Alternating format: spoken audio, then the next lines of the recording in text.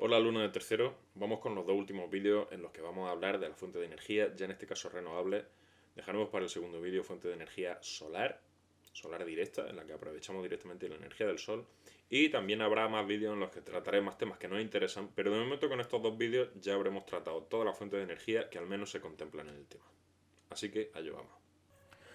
Bien, estamos de vuelta y vamos a la segunda parte, que son los recursos renovables y de bajo impacto, porque no todo tiene que ser petróleo, carbón, gas y uranio. Primero voy a centrarme en la energía geotérmica, que es la que viene del interior de la Tierra. Sencillamente usamos el calor del interior de la Tierra, se mete agua a alta presión por unas tuberías y el vapor que viene de vuelta pues mueve una turbina y volvemos al mismo ciclo que hemos mencionado ya muchas veces. Es muy estable, la roca siempre está caliente y también es virtualmente inagotable. El calor de la Tierra seguirá así durante muchísimo tiempo. ¿Problemas que tiene? Que solo se puede hacer en lugares muy específicos. En Islandia, por fortuna, a ellos les sobra energía geotérmica, pero aquí en España, pues solo en sitios muy localizados se tienen que hacer perforaciones muy profundas para llegar a ese calor y de momento no es muy viable. Tal vez podríamos usarla, pero bueno, ahí está como alternativa. Y aquí hago un pequeño inciso. Todas las formas de energía que hemos hablado hasta el momento consisten en calentar agua, hacerla pasar por una turbina y esa turbina al generador y electricidad. Vamos a ver otras maneras.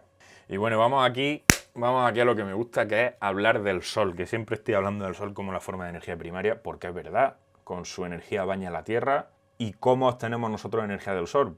Pues bueno, vamos a ver varias maneras que no implican tener que usar los sistemas que hemos visto antes.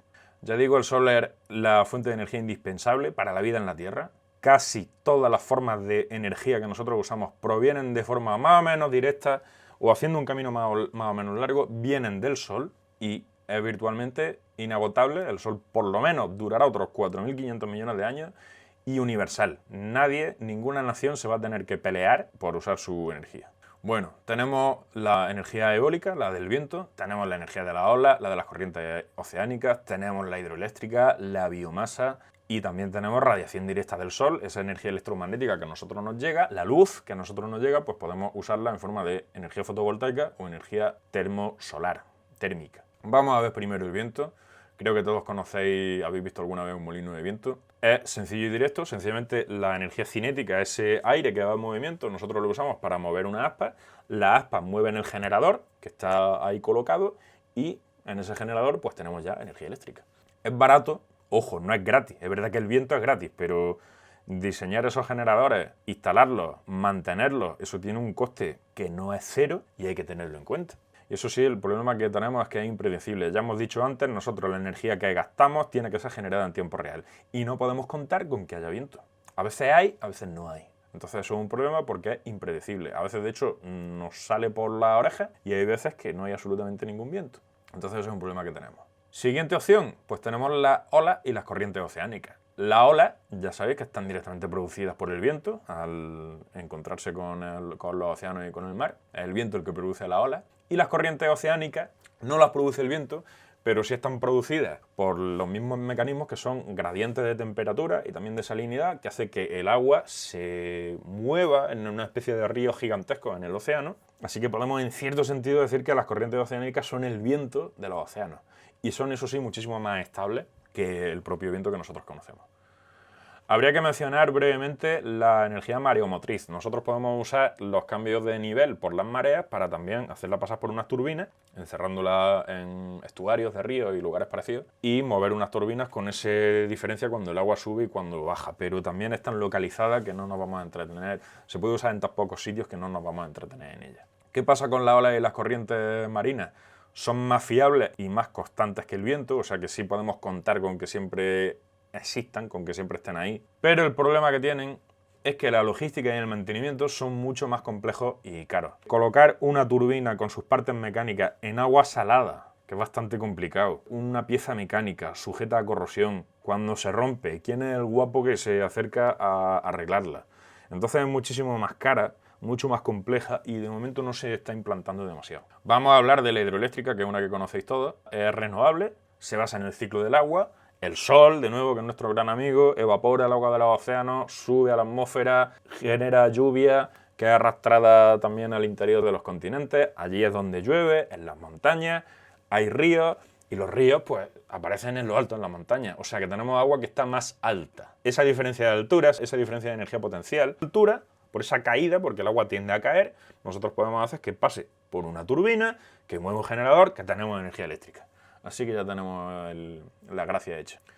Tiene un alto impacto ambiental. Allí donde se construye una presa, pues pueblos, bosques, nichos donde viva cierta especie animal, pues eso desaparece. Entonces tiene un impacto ambiental muy localizado, pero lo tiene y tampoco se puede ignorar. Y sobre todo que también es limitada, no podemos hacer presas donde a nosotros nos venga en gana. Depende muchísimo del relieve y también depende de que llueva o no llueva. Desde luego en un país desértico con la energía hidroeléctrica no pueden contar con ella. Y aquí en España la cosa está así. Es verdad que España es un país muy montañoso, pero incluso en nuestro caso casi todos los lugares donde se puede hacer una presa, un embalse, ya están hechos, de hecho. Entonces no se pueden hacer muchos más y no podríamos aumentar mucho más la dependencia de energía hidroeléctrica de la que ya tenemos. Vamos a hablar también de la biomasa.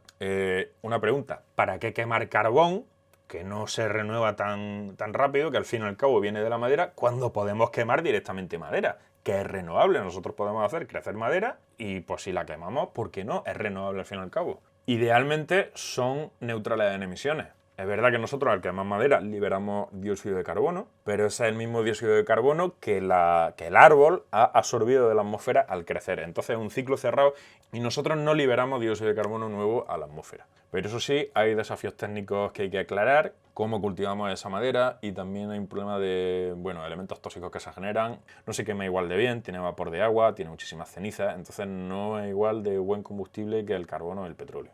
Y vamos a hablar también de los biocombustibles. Igualmente tenemos un problema de que el petróleo se va a acabar, no podemos nosotros sintetizarlo, no podemos generar diésel, biodiesel. Pues bueno, sí podríamos. Sí podríamos. De hecho, una de las ventajas que tenemos es que igualmente es neutral en emisiones. Nosotros cuando quemamos ese biodiesel, ese biocombustible, liberamos un dióxido de carbono a la atmósfera, que ya digo es un gas de efecto invernadero, pero es igualmente el que ya fue absorbido por la planta al crecer.